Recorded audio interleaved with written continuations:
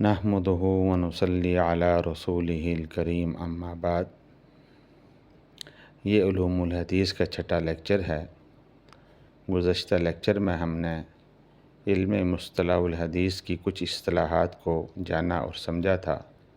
اس lecture میں ہم مزید اصطلاحات کو سمجھیں گے۔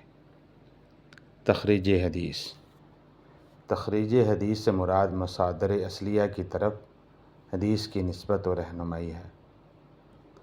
مصادر اصلیہ سے مراد وہ کتب جن سے کسی حدیث کا حوالہ دیا جاتا ہے، جیسا کہ بخاری شریف اگر کوئی بیان کرتا ہے کہ انما الاعمال بالنیات، یہ بخاری شریف کی حدیث نمبر 1 ہے، تو اس حوالے کو تلاش کرنے والا بخاری شریف کو کھولتا ہے اور اس کی پہلی حدیث یہی پاتا ہے، تو اب گویا وہ مصادر اصلیہ تک پہنچ گیا ہے۔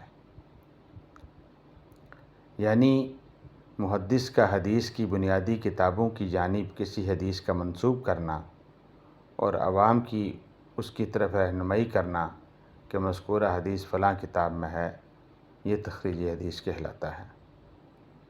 اس کے بعد نقد حدیث ہے۔ صحیح حدیث کو ضعیف سے الگ کرنا اور اس کی بنیاد اس حدیث کے راویوں پر جراوہ تعدیل ہے۔ یہ ایک بہت اہم کام ہے اور اس سے ہمیں کسی حکم کی قوت کا معلوم ہوتا ہے۔ جرح اور تعدیل کو ہم سمجھیں گے کہ جرح کیا ہے۔ جرح راوی حدیث کی علمی، اخلاقی اور اعتقادی حالت کے علاوہ اس کی حافظہ وغیرہ کو نادرست اور کمزور یا غلط پانے کے بعد اسے ضعیف قرار دینا جرح کہلاتا ہے۔ جرح میں ہم راوی کے اندر دو چیزوں کو دیکھیں گے۔ ایک باطنی صفات جس میں اس کا علم کہ یہ علوم اسلامیہ میں سے کتنے علوم پر اسے دسترس حاصل ہے۔ دوسری اس کی اخلاقی کیفیت کہ اس کے اخلاق کیسے ہیں، لوگوں کے ساتھ اس کے معاملات کیسے ہیں، اور اعتقادی حالت کہ اس کا اعتقاد کیسا ہے۔ اس لیے کہ درست اعتقاد درست ایمان کی طرف دلالت کرتا ہے۔ تو اگر کسی راوی کی علمی، اخلاقی اور اعتقادی حالت درست نہ ہو اور اس کے علاوہ جسمانی طور پر اس کا حافظہ کمزور ہو، یا وہ کسی بات کو سمجھ نہ پاتا ہو، یا سمجھنے کے بعد اس کو صحیح طرح بیان نہ کر پاتا ہو، تو ایسے راوی کو ضعیف قرار دیتے ہیں اور اس ساری کارروائی کو جرح کہتے ہیں۔ اس کے بعد ہم تعدیل کو سمجھتے ہیں، کیوں کہ ہم نے حدیث کی ضعف اور اس کی صحت کو اس سے جانچنا ہے۔ تعدیل کسی راوی کی علمی، اخلاقی اور اعتقادی حالت کے علاوہ اس کے حافظہ وغیرہ کو درست اور صحیح پانا اور اس کے بعد اسے ثقہ قرار دینا تعدیل کہلاتا ہے، تاکہ اس کی حدیث قبول کی جا سکے۔ جرح اور تعدیل ایک دوسرے کی نقیض ہیں، جس طرح دن اور رات۔ لیکن اہل علم نے کہا ہے کہ تعرف الاشیاء بازدادها، چیزیں ہمیشہ اپنے ضد سے پہچانی جاتی ہیں، لہٰذا جرح کے مقابلے میں تعدیل ہے، اور تعدیل میں بھی وہی صورت ہے کہ اس میں راوی کی دو کیفیتوں پر غور کیا جاتا ہے۔ ایک اس کی باطنی حیثیت ہے کہ اس کی علمی کیفیت کیا ہے، اس نے علوم اسلامیہ میں سے کتنے علوم پر اسے دسترس حاصل ہے، یا اس نے تمام علوم اسلامیہ پر دسترس حاصل کی ہوئی ہے۔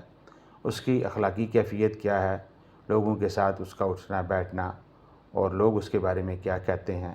اور تیسری چیز اس کی اعتقادی حالت ہے کہ اس کا اعتقاد قرآن و سنت کے مطابق ہے یا نہیں ہے۔ اس کے علاوہ جسمانی طور پر اس کا کسی بات کو سننے اور سمجھنے کی کیفیت کیسی ہے، کیا وہ بات سننے کے بعد اسے محفوظ یاد رکھ سکتا ہے، اور یاد رکھنے کے بعد جب اسے وہ بات بیان کرنی پڑے تو صحیح طور پر بیان کر سکتا ہے۔ تو جس شخص کے اندر اس کی علمی استعداد بھی ہو، اخلاقی کیفیت بھی اچھی ہو، اور اعتقاد بھی قرآن و سنت کے مطابق ہوں، اور جسمانی طور پر اس کا حافظہ بھی صحیح ہو اور قوی ہو، تو ایسے شخص کو ثقہ کہتے ہیں، اور یہ جاننے کی ساری کارروائی کو تعدیل کہتے ہیں۔ اور اس کا مقصد یہ ہے کہ اس کی بنا پر اس کی حدیث کو قبول کیا جا سکے۔ ہم نے گزشتہ ابھی بیان کی گئی اصطلاحات میں ثقہ کا لفظ استعمال کیا ہے، یہ بھی علم اصطلاح الحدیث کی ایک اصطلاح ہے۔ ثقہ قابل اعتماد شخص کو کہتے ہیں، اور اس شخص کو کہا جاتا ہے جس کی کردار اچھا ہو اور وہ احادیث کو محفوظ رکھنے کی بھی صلاحیت رکھتا ہو۔